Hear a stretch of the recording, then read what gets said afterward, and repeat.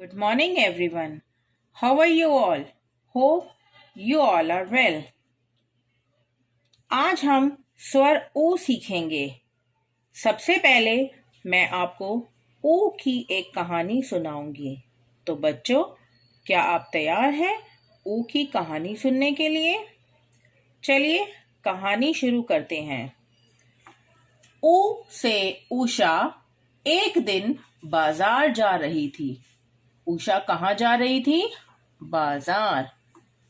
उषा ने रास्ते में एक ऊ से ऊंट को देखा। उषा ने रास्ते में किसको देखा? ऊ से ऊंट। उषा ने ऊंट की सवारी की। उषा ने क्या किया? ऊंट की सवारी की।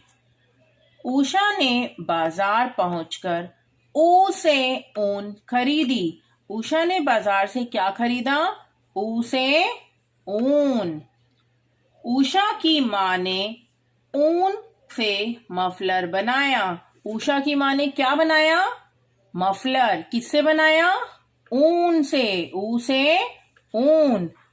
उषा की माँ ने मफलर के ऊपर सितारे लगाए। उषा की माँ ने मफलर के ऊपर, ऊ से ऊपर, ऊपर सितारे लगाए।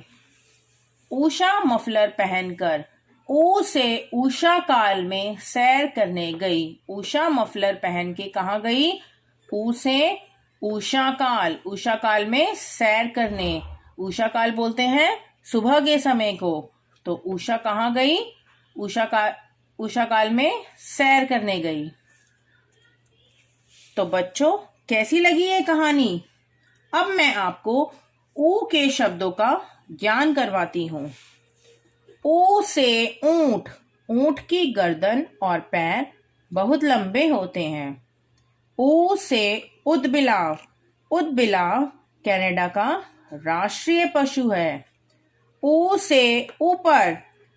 यह व्यक्ति सीढ़ियों के सहारे ऊपर जा रहा है। ऊ से उषा काल। उषा काल सुबह के समय को कहते हैं। मुर्गा उषा काल में बांग देता है। ऊ से ऊंचा। यह इमारत बहुत ऊंची है। ऊ से ऊन। सर्दियों में हम ऊन के बने कपड़े पहनते हैं। अब मैं आपको ऊ लिखना सिखाऊंगी कहानी के द्वारा। एक बंदर सो रहा था। उसे भूख लगी तो उसने आधी रोटी खाई, आधी और खाई, पैर ऊपर करके सो गया और फिर उसकी पूंछ लटक गई। एक बंदर सो रहा था।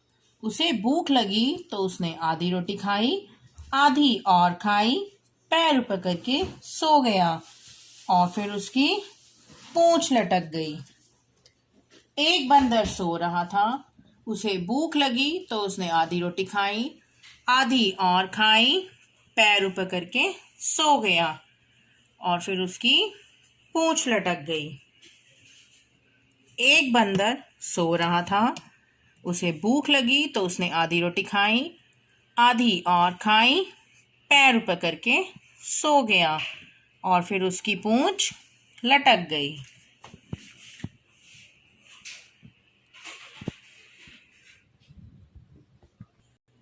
अब आप इस पर स्वर ऊ लिखने का अभ्यास करेंगे कहानी के द्वारा। एक बंदर सो रहा था।